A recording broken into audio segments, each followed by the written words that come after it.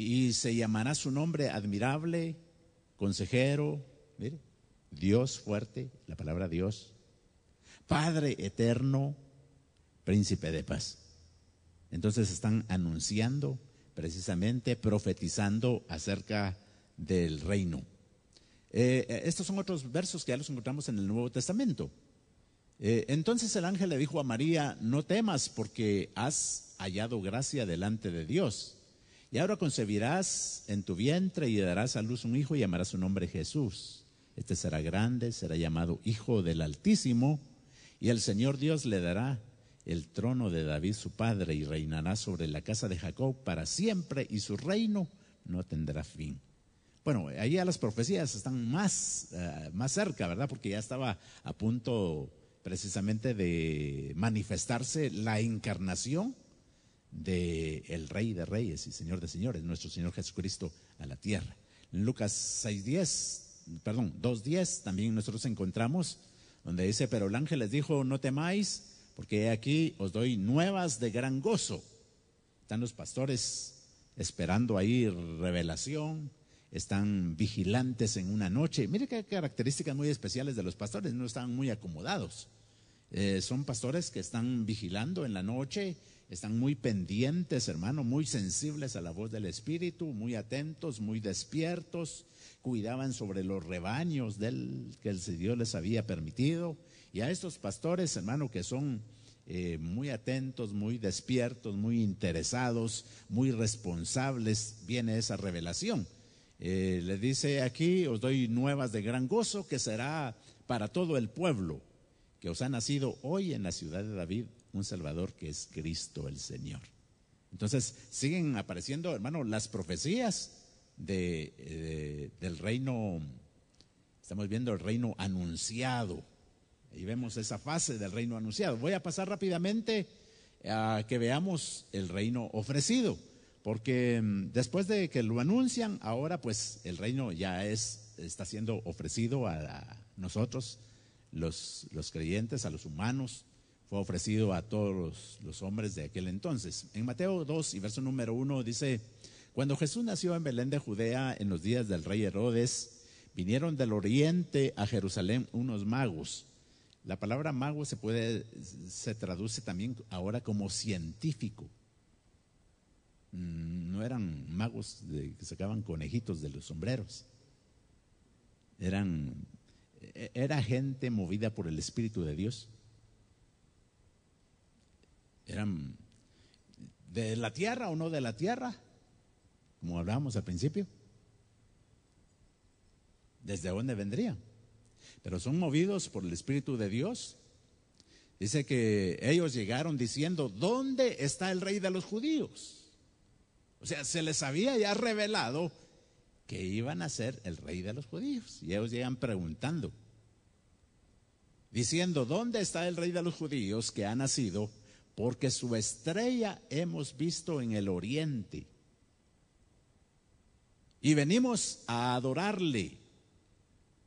Oyendo esto, el rey Herodes se turbó y toda Jerusalén con él. Se impactaron porque, hermano, nunca se habían puesto a pensar precisamente en esa atención bastante especial que encontramos.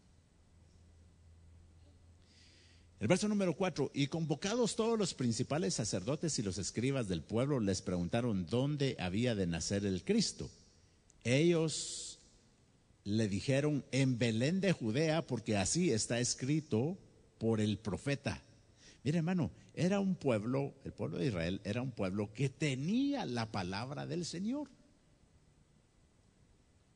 que tenía las escrituras. Pero, hermano, como que la naturaleza humana muchas veces siente hay algo que lo hace que se separe de las escrituras. La naturaleza humana muchas veces tiene una tendencia, dijo el Señor que le había pesado poner al hombre en la tierra porque sus deseos eran de continuo hacia el mal. Bueno, usted sabe que el mal es una fuerza que nosotros hoy tenemos que estar peleando contra esa fuerza continuamente. Tenemos que vencerla con el bien, esa fuerza del mal. Pero el mal muchas veces es alejarnos de lo de Dios, alejarnos de lo que Dios ha establecido. Nos alejamos de la palabra del Señor. Fíjese que cuando nosotros encontramos en la palabra que David iba, hermano, en el segundo desfile con algarabía, con gozo, con saltos, con cantos, iba glorificando al Señor. Pero antes de esa primera vez, antes de la segunda vez, miramos la primera, ¿verdad? Que llevaba casi lo mismo. Iba, hermano, con alegría, iba con címbalos, iba con música, iba, hermano, haciéndole culto cuando estaba transportando el arca de la presencia del Señor. Pero ¿sabe? Lo que llama la atención es que habían dejado la palabra de Dios por un lado. Ellos estaban transportando la presencia del Señor de una manera que Dios no había autorizado. Y sí se los había enseñado. Sí les había dicho cómo lo debían de hacer. Pero ¿sabe? Se le olvidó a David hacerlo de la forma correcta. Se despegó de la palabra. ¿Sabe qué es lo curioso? Que David iba con muchos hombres muy cercanos a él, que eran sus ayudas.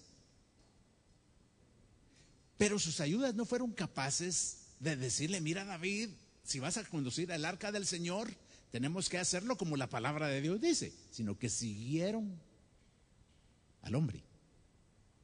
Nosotros tenemos que tener mucho cuidado, hermano, porque fácilmente nos podemos ser nosotros seguidores de hombres. Por eso en Josué capítulo número 6 dice, hermano, que nosotros debemos de ir, hablándose acerca del arca de la presencia del Señor, dice: y cuando estén en un campamento y de repente el Señor diga que se tengan que levantar, los sacerdotes van a tomar el arca y la van a conducir. Dice la palabra ahí, hace énfasis: sigan ustedes en pos de ella. Oiga, Josué 3:3. 3, perdón. Entonces no es 6, es 3. Gracias por corregir esa cita, hermano. Entonces, hermano, dice que hay que ir en pos de ella. ¿Y quiénes la llevan? Ellos. Pero no, es curioso que diga ahí que nosotros vayamos en pos de ella, no en pos de ellos. Es cierto, ellos, los hombres que llevan el arca, pues definitivamente hay que seguirlos porque llevan el arca del Señor. Pero ¿por qué, hermano, los valientes de David no le corrigieron lo malo que él estaba haciendo? Definitivamente con un buen espíritu. Muchas veces el Señor permite que acontezcan cosas así. Usted sabe que uno de los que corrigió en ese entonces, el profeta Natán, que habló muy de cerca con David, corrigiéndolo en algo malo que él pudo haber hecho. Pero en ese momento como que todos se quedaron, hermano, dejando la palabra de Dios a un lado. No la tomaron en cuenta. Y por eso muere Usa. Pero ya cuando ellos se dan cuenta y cómo debe de ser transportada la presencia del Señor, entonces corrigen. Y ahora, hermanos, sí van atendiendo las cosas apegadas a la palabra. Pues miren lo que le pasa a estos escribas. Estos escribas, hermano, dice que eran sacerdotes y escribas del pueblo. Les preguntaron dónde iban a nacer el Cristo. O sea, ellos por la palabra, hermano, la habían dejado en el olvido. Eran los más indicados para darse cuenta acerca del nacimiento del Rey, del Salvador, de Jesús. Pero habían dejado la palabra de Dios por un lado. ¿Y sabe qué es lo más tremendo? Que se encontraron, hermano, que ellos por la palabra se dieron cuenta dónde iban a ser. Dice, ellos dijeron: en Belén de Judea, porque así está escrito por el profeta. Pero sabe, tampoco se interesaron. Ya tenían, hermano, la doctrina escrita, pero no se interesaron. Por eso, muy importante que nosotros, hermano, que nosotros conozcamos la palabra del Señor, la doctrina que nos debe de enriquecer a nosotros, pero interesémonos, porque de nada sirve tener conocimiento. Usted sabe que los escribas, ellos, hermano, estaban siempre copiando letra por letra, frase por frase, y conocían muy bien la palabra del Señor, pero ¿de qué les sirvió? No les sirvió de nada. Luego aparece el verso 6 y dice: y tú, Belén, de la tierra de Judá, no eres la más pequeña entre los príncipes de Judá, porque de ti saldrá un guiador que apacentará a mi pueblo Israel. Muy bien, entonces nosotros miramos, hermano, que ahí está el reino ofrecido, porque el reino de nuestro Señor Jesucristo vino y es para ofrecerlo. Hoy, hermano, nosotros estamos compartiendo la palabra del Señor. Debemos de hacer la gran comisión, hacer evangelismo, un reino ofrecido, esperando, hermano, que muchos puedan creer. La fase del reino rechazado. Mateo 27, 29. Bueno, por causa del tiempo vamos a ir más rápido. Dice: habiendo entretejido una corona de espinas, se la pusieron sobre su cabeza. ¿Por qué tejieron una corona de espinas? Hermano, ¿qué tenía esta persona en la mente? Movido, ¿por qué fue estas personas que hicieron eso? Tiene que haber un principio, tiene que haber algo que mueva a las personas. Mire, lo que acontece aquí abajo es porque ya se movió allá arriba. Lo que hacemos aquí abajo es un reflejo de lo que se está haciendo allá arriba. Entonces podemos nosotros decir qué importante es, hermano, y qué especial es que nosotros como ministros del Señor podamos, hermano, recibir lo que nosotros tenemos que hacer. Por ejemplo, dice que Noé hizo el arca tal y como Dios se lo dijo. No estaba haciendo una arca por hacerla, no era algo humano. Era algo que Dios le había dicho que hiciera. Todo lo que se pasa allá arriba se refleja aquí abajo. Moisés dice que hizo cada uno de los enseres que componía, hermano, el tabernáculo. Y dice la palabra del Señor, y Moisés hizo tal y como Dios se lo mostró, tal y como Dios le dijo. Hermano, eso no ha cambiado. Tal vez nosotros no estemos haciendo candelabros, pero sí tenemos acciones, actos, actitudes que tienen que ir de acuerdo a lo que Dios nos dice. Si queremos, hermano, tomar en cuenta la palabra del Señor. Imagínense que dice el Señor con respecto a aquella viuda pobre: y yo le he dado órdenes a una viuda pobre que te sostenga, refiriéndose a Elías. Hermano, ¿en dónde se deja ver que le dio órdenes al Señor? Pero se las dio. Esa mujer era viuda, en escasez, pero conectada con el Señor. ¿Qué le hacía falta? Por eso Dios proveía para ella. No le hacía falta nada. Conectada, haciendo lo que Dios le dice. Hoy, nosotros aquí abajo, espero que estemos conectados. Pero sale ¿por qué? Porque aquí lo miramos del lado negativo. Esta persona que tejió esas espinas y hermano, elaboró una corona, ¿qué tenía en su mente? ¿No le habían ofrecido el reino a él? Entonces lo que se deja ver es que es una burla en contra del ungido, en contra de Dios, en contra del reinado del Señor. El reino es rechazado. Los hombres, hermano, dice, a los suyos vino y los suyos no le recibieron, lo rechazaron. El reinado de Dios es rechazado, dice. Entonces, hermano, se la pusieron sobre su cabeza y en su mano derecha pusieron una caña. Se arrodillaron delante de él. Mire, sarcásticamente, ¿verdad? Y se burlaron de él diciendo: ¡viva el rey de los judíos! Y Pilato le preguntó: ¿eres tú el rey de los judíos? Y respondiendo le dijo, tú lo dices. ¿Sabe? Si la batalla es precisamente porque Él es el rey, porque hay muchos opositores. Por eso es rechazado. Mire, fue rechazado el reino del Señor. En el Evangelio de Juan 19:3 dice, y venían hacia Él y le decían, viva el rey de los judíos. Y le daban de bofeteadas. O sea, no, hermano, era una burla, no le creían, lo rechazaron. Cuando Él estaba en la cruz, le dijeron, y diciéndole, si tú eres el rey de los judíos, sálvate a ti mismo. Nunca se dieron cuenta de que el reinado de Jesús, Él era rey, pero no era rey, que venía a imponer su reino ya a la tierra. Su reino estaba en oculto, en misterio.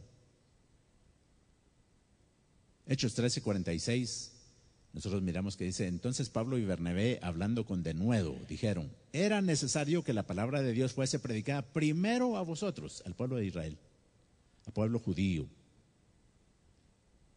Pero ya que la desecháis, oiga, la rechazaron y os juzgáis indignos de la vida eterna, he aquí nos volvemos a los gentiles. Lo más duro del caso es que ahora los gentiles están rechazando, ¿verdad?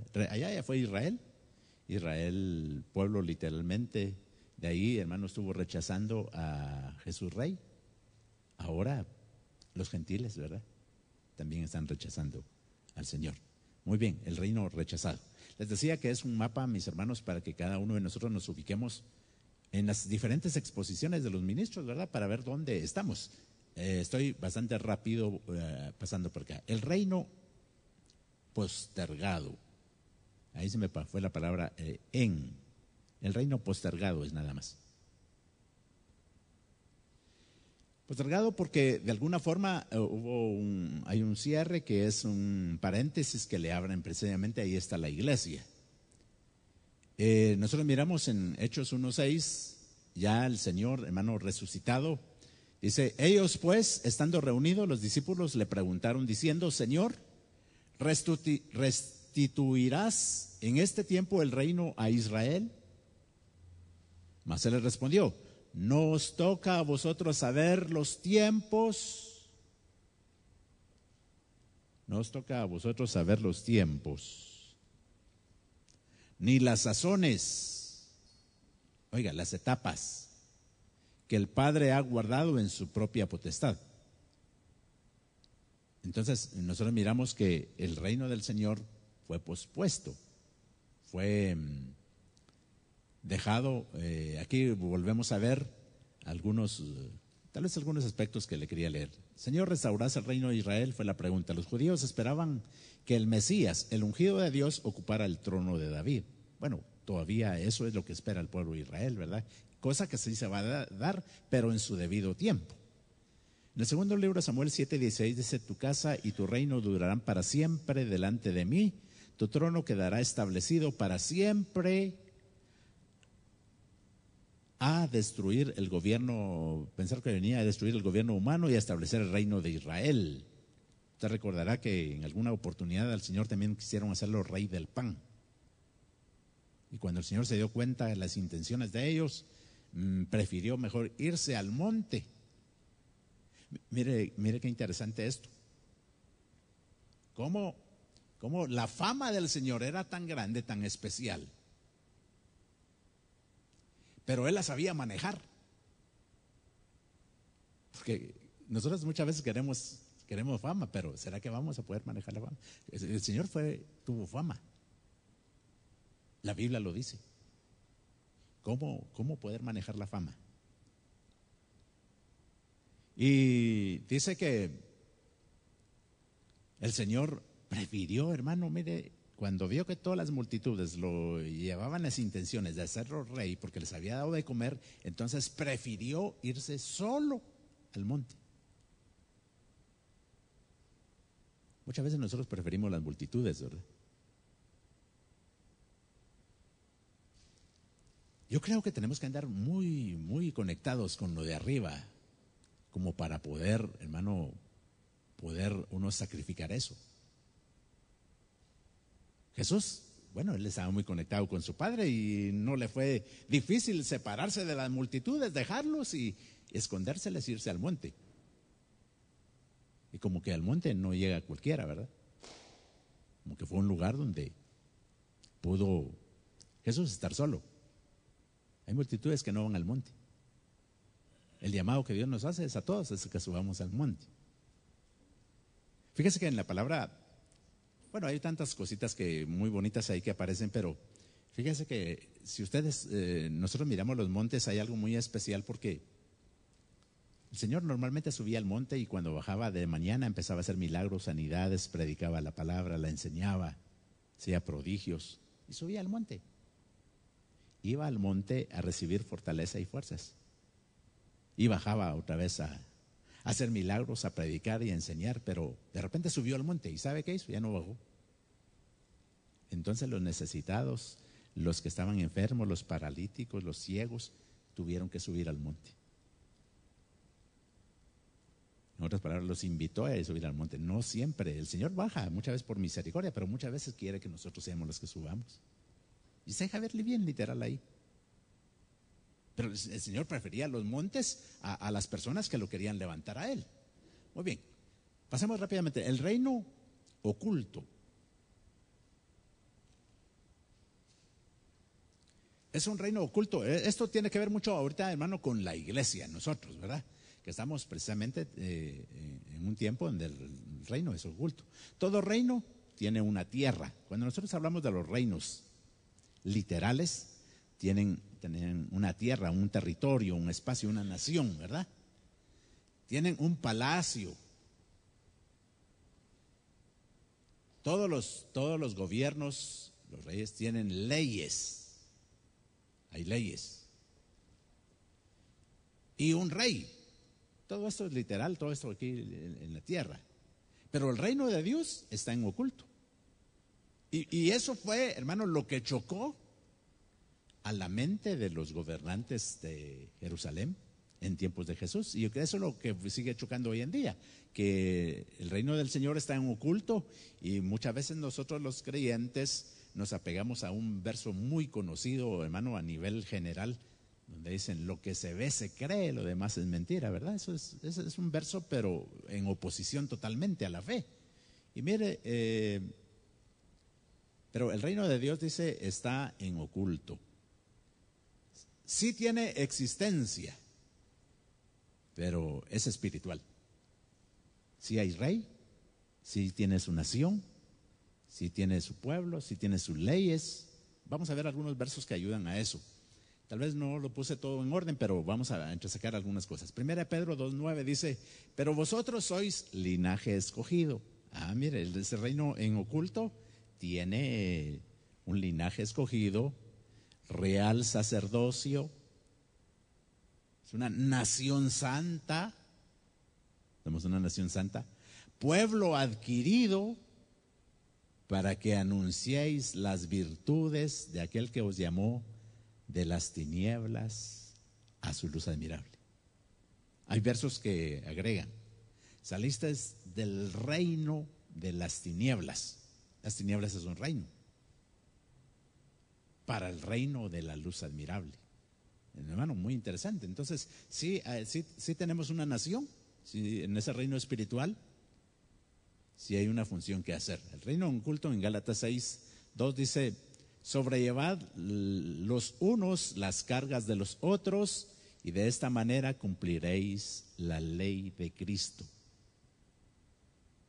Mire, la ley de Cristo. Entonces, sí hay nación, sí hay ley. Este reino tiene ley. Va muy relacionado. Romanos 8:2, porque la ley del Espíritu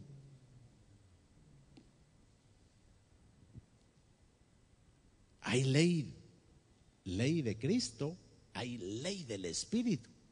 Bueno, también hay ley del marido, ¿verdad? ¿Tiene usted ley? Bueno, no nos metamos al campo del matrimonio. Pero también está la ley del esposo. Pero Mira qué interesante, estamos en un reino nosotros donde está la ley de Cristo y está la ley del Espíritu. Ahora, ¿cómo conocer esa ley del Espíritu? Diremos nosotros, hermano, por la palabra del Señor nos damos cuenta de la ley del Espíritu. Sí, la Biblia nos habla de la palabra del Señor, pero muchas veces le decía hace un momentito atrás que nosotros nos olvidamos de atender la palabra del Señor, nos desligamos de la palabra, como que el enemigo se encarga de que nosotros estemos desligados de la palabra del Señor. Como que es muy fácil para el hombre desligarse de la palabra de Dios escrita. Le hablaba de Moisés llevando el arca de la presencia mal, no de acuerdo a la palabra escrita. Mirábamos a los sacerdotes y escribas que ni se dieron cuenta cuando vino el Salvador a la tierra, teniendo la palabra escrita, despegados de la palabra escrita. ¿Hasta dónde nosotros nos despegamos de la palabra del Señor escrita? Pero ahora le voy a decir algo. Tenemos la ley del Espíritu. Y muchas veces nosotros no andamos en la ley del Espíritu. No le quiero decir que yo sí. Nos cuesta. ¿Hasta dónde? Porque, hermano, usted sabe que la palabra paracleto, que es la palabra griega que se le aplica al Espíritu Santo, su significado, hermano, su función, sus orígenes es el que está junto a uno, el que está con nosotros. Y hermano, ¿y el Espíritu Santo desde qué momento está con nosotros? Según Efesios 1:13, dice que desde el momento que nosotros creímos en el mensaje de la salvación, entonces nos dan al Espíritu Santo de Dios. Y el Espíritu Santo de Dios está con nosotros, uno que está con nosotros. Y el Espíritu Santo de Dios es una persona. Y lo que nos enseña la palabra de Dios es que el Espíritu Santo de Dios habla, guía.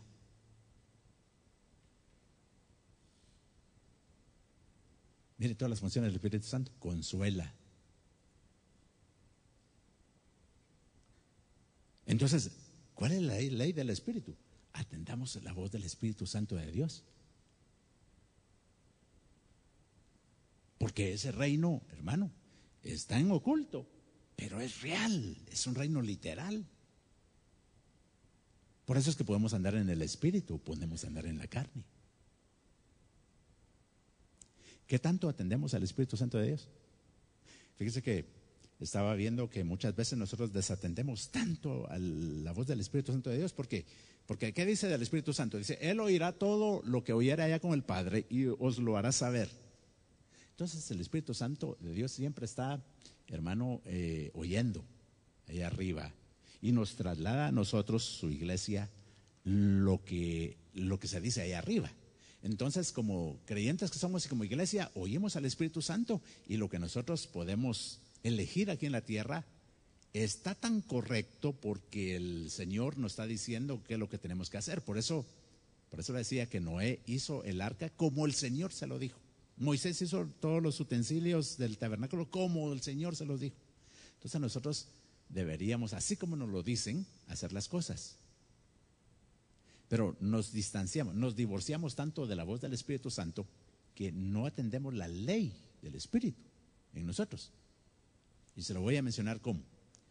Mire lo que le dicen a la iglesia de la Odisea. La iglesia de la Odisea le dicen, yo he visto tus obras, pero no eres ni frío ni caliente, sino que eres tibio. Y porque eres tibio te voy a vomitar de mi boca. Pero luego le dice, que es el punto donde voy, porque tú dices, hermano, ¿por qué le están diciendo porque tú dices? ¿De dónde la Odisea sacó ese criterio? Ese era un criterio muy particular, muy personal. Era algo que le dice, pero tú dices que eres rico, que te has enriquecido, y que de nada tienes necesidad. Pero ese era el criterio de la iglesia de la Odisea. Pero ¿por qué el criterio de la iglesia de la Odisea no iba apegada a lo que el Señor dice? Sino era totalmente contrario a lo que Dios dice. Tú dices, le dice. O sea, se había tan separado, hermano, se había separado tanto de la voz de Dios, del Espíritu Santo de Dios, que no tenía ley. Porque nosotros cuando no tenemos ley actuamos por sí mismos. ¿Sabe el significado de la palabra la Odisea? Quiere decir simplemente personas. Y qué difícil, hermano, ser simplemente personas. Porque nosotros, según lo leímos hace un rato, somos nación santa, linaje escogido, pueblo de Dios. No somos cualquier cosa. ¿Sabe qué decía Sansón? Sansón en sus diferentes fases tenía muchas enseñanzas tan especiales, hermano, que cómo ayudan. Fíjese que Sansón decía, si tan solamente me llega a faltar la unción del Señor, yo seré igual que todos los hombres.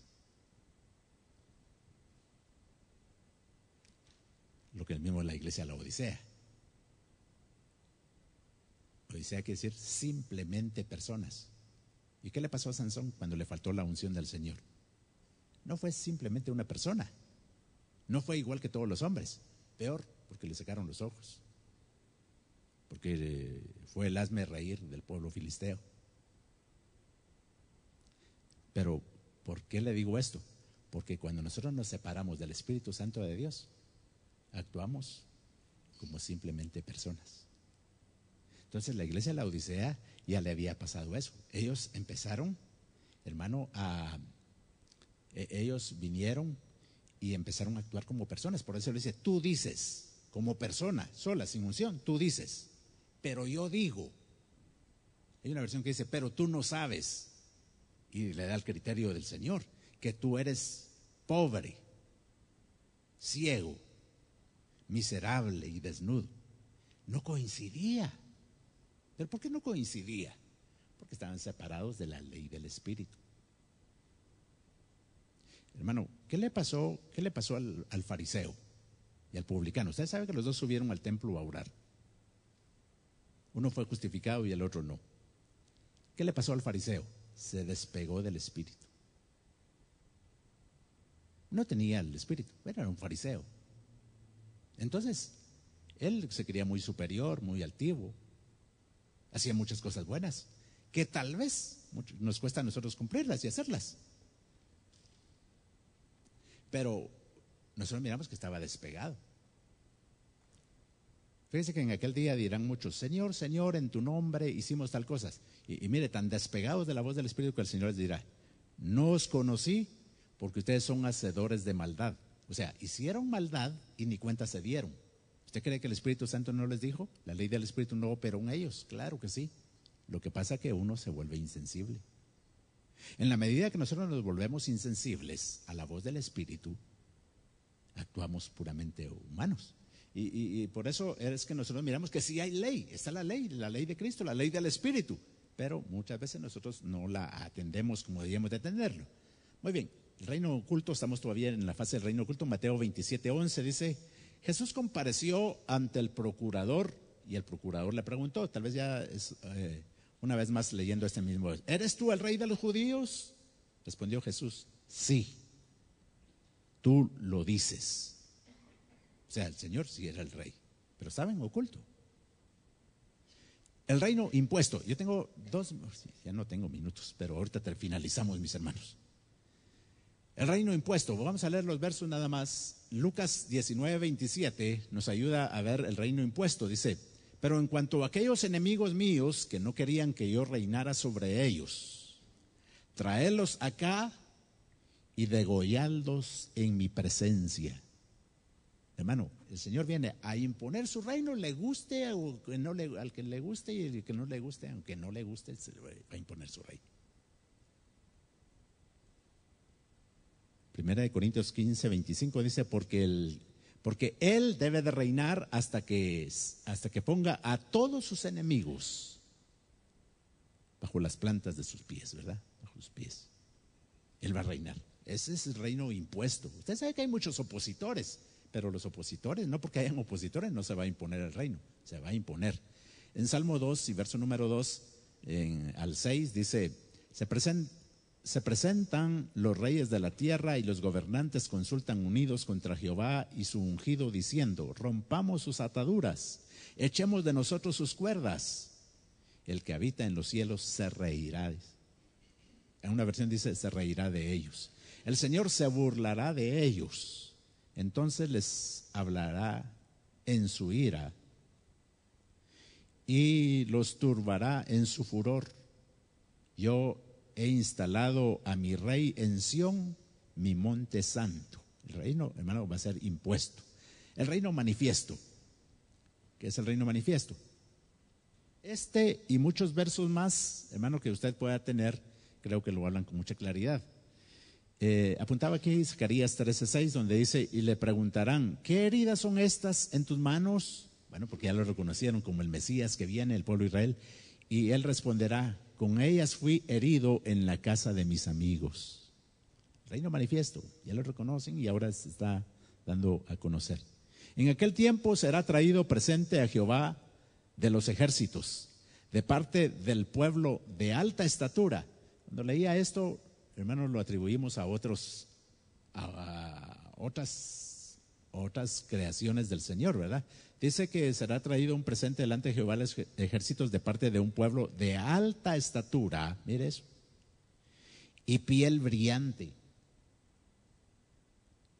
Porque el Señor está manifiesto, lo reconocen en los diferentes lados. Si lo reconocieron cuando nació, cuando estaba en oculto, ahora ya manifiesto, hermano, será una algarabía de todo el universo. Pueblo temido por todas partes, nación agresiva y atropelladora, cuya tierra divide los ríos, será traído presente al lugar dedicado al nombre de Jehová de los ejércitos, al monte de Sión. Gloria a Dios, ¿verdad? Que es un reconocimiento de ese reino que es manifiesto. Apocalipsis 19, verso número 11 al 16 dice: vi el cielo abierto y aquí un caballo blanco, y el que montaba se llamaba Fiel y Verdadero, y con justicia él juzga y hace guerra. Mire, sus ojos son como llama de fuego, en su cabeza tiene muchas diademas y tiene un nombre escrito que nadie conoce sino él mismo. El verso 13 me llama la atención, dice: está vestido de una vestidura teñida en sangre. ¿Por qué?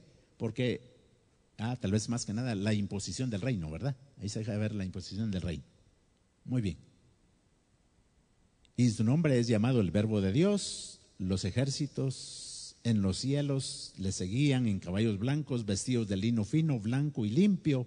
De su boca sale una espada aguda para herir con ella a las naciones, y él las guiará con cetro de oro. Él pisa el lagar del vino del furor de la ira de Dios Todopoderoso, y en su vestidura sobre su muslo tiene escrito el nombre Rey de Reyes y Señor de Señores. Bueno, imponiéndolo y manifestándolo, ¿verdad? El reino milenial, que es otra parte de las fases del reino, tal vez se deja ver en estos versos, así rápidamente se los leo. Apocalipsis 26, bienaventurado y santo el que tiene parte en la primera resurrección. Sobre estos, la segunda muerte no tiene ningún poder, sino que serán sacerdotes de Dios y de Cristo y reinarán con él por 1000 años. Apocalipsis 22. Él prendió al dragón, aquella serpiente antigua, quien es el diablo y Satanás, y le ató por 1000 años. Satanás va a estar atado. En el verso 7 del mismo capítulo 20 dice: cuando se cumplan los 1000 años, Satanás será soltado de su prisión. Bueno, ella será libre de nuevo. Y luego encontramos, hermano, el reino eterno. Yo no sé si dentro de las fases me faltó algunas, posiblemente, pero tratamos de hacerlo lo más rápido. Le decía, como un esquema, como un panorama, como un mapa, para que nosotros nos podamos ubicar ya en los diferentes puntos donde se ubiquen los demás ministros. Éxodo 15, 18, encontramos parte donde se deja ver el reino eterno del Señor. Dice: el Señor reinará para siempre jamás. Viene desde el Éxodo 15, 18. Moisés y María, su hermana, cantando al Señor le expresan esa gran verdad. El Señor reinará para siempre jamás. Salmo 29:10 dice: Jehová se sentó ante el diluvio, Jehová se sentó como rey para siempre. Apocalipsis 22:5: no habrá más noche, ni tienen necesidad de luz de lámpara, ni de luz de sol, porque el Señor Dios alumbrará sobre ellos y reinará por los siglos de los siglos. Gloria a Dios. Entonces queremos dejar hasta ahí la exposición. Mis hermanos, estuvimos viendo el reino eterno, el reino milenial, voy para atrás, el reino manifiesto, el reino impuesto, el reino oculto, el reino postergado, el reino rechazado, el reino ofrecido, el reino anunciado. Dios me les bendiga, mis hermanos. Si gustan, le pedimos a nuestro Rey que nos ministre, que nos bendiga, que deseamos, hermanos, atender ese reinado, atendiendo su ley, atendiendo al Rey, prestándole atención, hermano, como súbditos de ese Rey, deseosos de atenderle a Él. Vamos a orar a nuestro Padre Celestial. Le invito a que cierre un momentito sus ojos. Mire, es una gran bendición la que usted y yo tenemos, de que se nos hayan revelado, hermano, que Jesús de Nazaret, Él es el Rey de los judíos. Y no solamente Rey de los judíos, Rey de todo el universo. Y que nosotros tenemos la rica bendición de poder adorar a ese Rey, bendecirlo y exaltarle. Así que en este momento le vamos a pedir al Señor, hermano, que Él nos ministre. Padre, te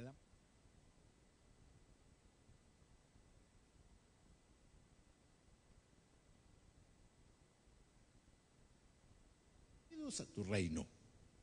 Queremos, Señor del cielo, atender la voz tuya. Queremos, Señor del cielo, atender tu palabra, Señor. Que tu ley para nosotros sea un deleite. Porque tú, Señor del cielo, no pones nada gravoso ni cargoso, Señor, sobre nosotros, sino algo que es fácil de llevar. Por favor, ayúdanos que cada uno de nosotros estemos tan apegados, Señor, a tu espíritu, que estemos tan atentos a lo que tú quieres. Por favor, Señor, enséñanos a nosotros a poder, Señor, convivir en ese reino, disfrutando, Señor, de esa misericordia del Rey, de esa compasión del Rey, de ese amor que se mira en el reino, Señor. Que podamos servir con gozo, con alegría, porque sabemos, Señor del cielo, que no hay institución humana más grande, Señor, que la de poderte servir a ti. Para nosotros es un privilegio grande, Señor, tenerte a ti como nuestro Rey. Permítenos, Señor del cielo, que te podamos honrar, que te podamos alabar, que te podamos servir y que estemos, Señor del cielo, de acuerdo a tu palabra, atendiendo, Señor, a tu Santo Espíritu, que muchas veces, Señor, lo hemos desatendido.